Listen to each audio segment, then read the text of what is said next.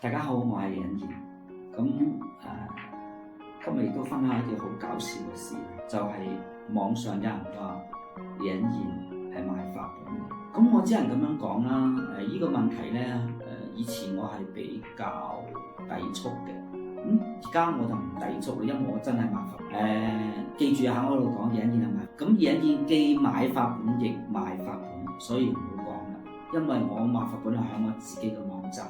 我自己整理好嘅法本，我真係出咗好多嘅法本。咁希望大家如果有興趣嘅，可以嚟跟李欣燕買，我都好高興。因為我覺得我賣嘅法本係宣傳緊一個正確嘅知識，而且我係值得擁有，所以我覺得我賣法本，我而家嚟講我係好驕傲咁講，我係可以賣緊法本，因為我賣法本係同人哋唔同。其實大家而家喺 Facebook 你見到好多人賣法本，咁點解你哋唔接受佢哋賣法本，而唔接受易隱燕賣法本？咁人哋賣得得，點解易隱燕賣唔得咧？我真係好奇。第二樣嘢，如果你話我賣法本，我既然我買得到呢啲法本翻嚟，我點解唔可以將佢賣翻出去咧？如果你係當種商品，佢就有買賣嘅權利，係咪先？點解第二啲人可以賣法本，易隱燕唔可以賣？我覺得呢啲唔公平。咁我覺得，既然咁多人話我賣法本，我今日開始我就要賣法本。因為賣法本係一個好好嘅事。咁其實你咁講啦正我講有啲鬥氣嘅話，咁但係其實鬥氣還鬥氣，我覺得賣法本係你對隱燕唔理解啫，係咪咁意思？咁我首先問下，唔知邊個同隱燕賣過法本？法本嘅意義係乜嘢？同埋咩叫法本？大家認唔認識？其實我覺得應該有好多人話隱燕賣法本。我知道點解會咁樣傳播係我某啲學生。或者有啲對易隱燕所講嘅一啲法術嘅嘢唔理解、唔同意嘅人，去專門有意去講出嚟話易隱燕賣法本，所以詆毀我嘅啫。所以我覺得冇乜問題因為唔同嘅立場係咪先？咁但係事實上，我哋學法嚟講，其實講真，賣法本係唔好嘅。我覺得係點為唔好咧？我覺得點為法本有啲法本唔能夠賣，就係私門嘅法本唔能夠賣。咁但係隱燕亦都自認，我雖然賣法本，但我從來冇賣過私門嘅法本。呢個係真實嘅。咁如果邊個有買過嘅，唔該，你自己可以喺網上登出嚟。呢樣嘢我係跟隱燕買嘅，同埋有記錄購買嘅記錄同埋嘅錢。如果你能夠擺得出嚟，唔該你放上嚟。如果冇，你就唔好講隱燕賣法本。咁另一樣嘢就係話，其實法本咧，我覺得要賣法本人太多啦。喺中國大陸大班人賣法本，喺民間賣法本人太多。如果佢唔賣，我點賣得到咧？係咪先？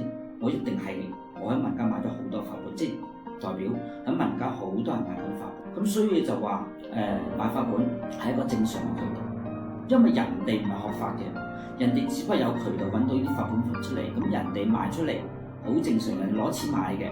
再賣出嚟好正常，咁人哋賣我咪買咯，係咪先？正常到不得了。我唔明白一啲人點解對於買法本點解咁抗拒，係咪先？如果我覺得，如果你作為你學法嘅人，如果你買法本係攞嚟學習嘅，我覺得冇問題，係咪先？人買賣呢樣嘢，你買到咁便宜或者咁平，買到出嚟能夠學到啲咁嘅嘢，只有好嘅，點解唔買啊？係咪先？咁你買法本同買本書有乜問題咧？冇問題噶嘛，係咪先？所以我覺得其實咧，話買法本有問題嘅人，呢度有問題啊！另一樣嘢就係話，你哋聽人講易隱燕賣法本，有冇去做一個了解先？咁人哋講你就講啦。特別啦，我好奇怪啦，即係話好似馬來西亞啊、香港啦、澳門啦都係有呢方面，包括大陸。知道易隱燕賣法本咧，就到處喺度講。咁多謝你哋先咯，因為你哋講先至知道好多人，原來有隱燕，咁所以就話咧，其實你係間接咁幫我做宣傳，對我嚟講都未算一個好事。咁所以我覺得其實當你哋聽到有人話隱燕賣法本，首先要理解隱燕有冇賣法本，同埋係咩法本先至做算。如果話我喺民間買多啲法本，我再買翻出嚟，我覺得我係應該嘅，因為我已經擁有咗，我學到啦，咁我可以將呢樣嘢再賣出嚟，令更多人學得到。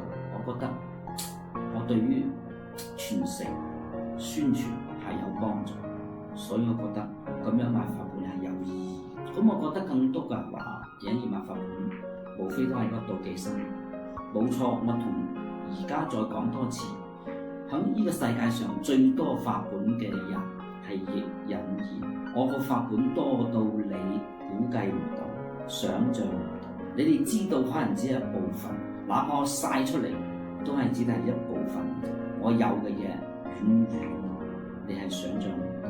但係我覺得我唔係攞嚟去曬嘅，我覺得就係話我只不過係有咁多個法本，因為我上個視頻已經講到啦，我個目的就係要傳播呢種道教嘅佛教嘅傳統文化，我就必須要大量咁樣收集法本。我做緊一樣嘢，你哋係做唔到，所以我覺得如果上天祖師爺係睇到嘅，一定會支持印印擁有咁多嘅法本。所有睇到呢個視頻嘅人，我希望對印印賣法本要有充分嘅理解。